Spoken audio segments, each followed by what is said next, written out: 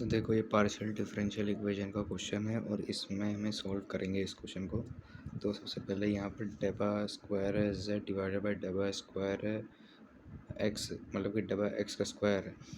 तो देखो सबसे पहले इसको ना डेबा बाय डेबा x को हम d मान लेंगे और यहाँ पर जो भी है ना डेबा स्क्वायर है z डिवाइड बाई डेबा x है डेबा y, तो यहाँ पर डेबा बाय डेबा x तो देखो d है, तो यहाँ पर एक जगह तो ऐसे लिख दो, इसको इक्वेशन को ऐसे लिख सकते हैं, तो ये तो डी हो जाएगा।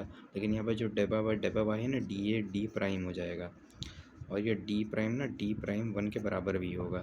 तो जब ये इसकी इसको मैं ऐसे लिख सकता हूँ डेबा स्क्वायर जेड और यहाँ पर मैं लिख सकता हूँ डेबा और डेबा प्राइम है, क्योंकि यहाँ पर देखो दो बार जो है ना था मतलब कि, तो इसलिए तो ये डेबा और डेबा प्राइम है और साथ में इसके आगे यहाँ पर इसको ऐसे लिख दो। अब इसकी ऑक्सिलरी इक्वेशन लिखोगे, जब ऑक्सिलरी इक्वेशन लोगे तब ये डी प्राइम तो 1 के बराबर ही है, तो यहाँ पर सिर्फ डी ही बचेगा और यहाँ पर जेड लगा देता हूँ। यहाँ पर देखो ऑक्सिलरी इक्वेशन जो होगी इसकी हो जाएगी एम स्क्वायर माइनस एम और ये हो जाएगा पूरा 0 के बराबर। तो इसके जो रूट्स आएंगे वो हो जाएंगे m minus 1 is equal to 0 और ये हो जाएगा एम इज इक्वल टू 0, 1।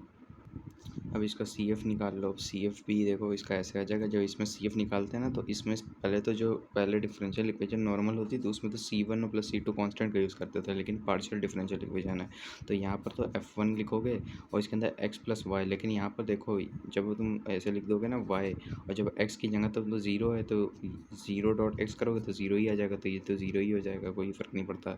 और F2 जो निकालोगे यहाँ पर y आ जाएगा और प्लस 1 की जगह x डालोगे तो कोफिशिएंट x का 1 ही हो जाएगा।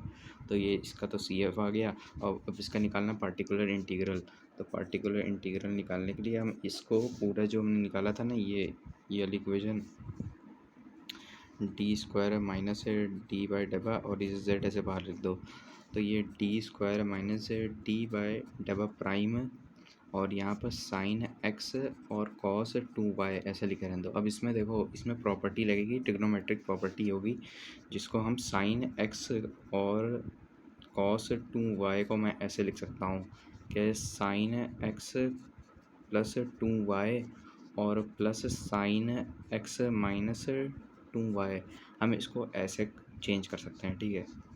तो अब देखो इसको ये हो जाएगा D square minus D by डेबा डी, मतलब कि डी डॉट डेबा डेबा प्राइम डी प्राइम सॉरी, तो यहाँ पर साइन एक्स प्लस 2y ऐसे लिखा रहेगा और इसके साथ जब मल्टीप्लाई करोगे ना, पहले इसको लिख के ऐसे दिखा देता हूँ साइन एक्स माइनस 2y, तो ये ब्रैकेट के अंदर इससे मल्टीप्लाई करो फिर इससे इसको मल्टीप्लाई करो, तो ये अलग होके देखो यहाँ पर साइन एक्स प्लस 2y ऐसे ही लिखा रहेगा।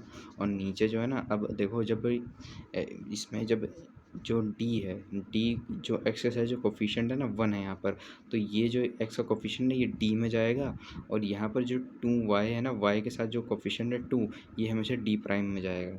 तो यहाँ पर इसका कोफिशिएंट इसमें डालोगे तो यहाँ पर 1 आना चाहिए, लेकिन यहाँ 1 नहीं आएगा, यहाँ पर -1 आएगा और यहाँ पर भी -1 आएगा, मतलब कि माइनस में आंसर आएगा। मतलब यहाँ पर जब मैं इसका x का कोफिशिएंट इसमें डाला तो यहाँ पर -1 आ गया, फिर यहाँ पर जब x का कोफिशिएंट इसमें डाला और 2 का इसमें y का कोफिशिएंट इसमें डाला तो यहाँ पर ये माइनस यहाँ पर पहले लगा तो इसको ऐसे लगा दो, यहाँ पर -2 हो जाएगा और ये ऊपर की ऐसे लिखी रहेगी साइन एक्स प्लस 2y।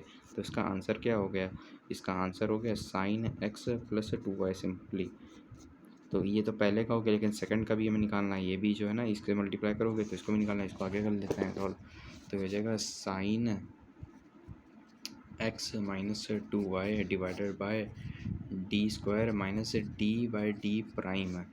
अब इसका एक्स का कोफिशिएंट यहाँ डाला तो -1 हो जाएगा और ये माइनस यहाँ पर लगा हुआ है और यहाँ पर जब यहाँ पर ये डी डालोगे ना माइनस, तो ये जाएगा माइनस मल्टीप्लाइड बाय, यहाँ पर -2 है आपकी बात, तो यहाँ पर मल्टीप्लाई -2।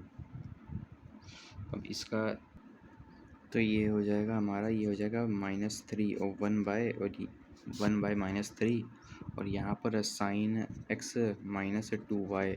अब देखो मैंने जो यहाँ पर ये लिखा था ना, ये क्या कहते हैं, इसमें तुम्हें 1 से हाफ से मतलब यहाँ पर मल्टीप्लाई भी करना होता है। तो ये जो है ना, ये छूट गया था। तो यहाँ पर अब जब यहाँ पर आएगा ना, ये यहाँ पर जब हाफ से यहाँ पर मैं लिख दूंगा तो ये यहाँ पर 1/2 हो जाएगा। तो ये मल्टीप्लाई यहाँ पर भी होगा और वहाँ पर भी होगा। तो 1 से यहाँ पर 1/2 है, यहाँ पर मल्टीप्लाई होगा तो ये हो जाएगा -1/6 साइन x - 2y। तो जो इसका कंप्लीट सॉल्यूशन ऐसे लिख दो, complete solution z = CF + PI होता है।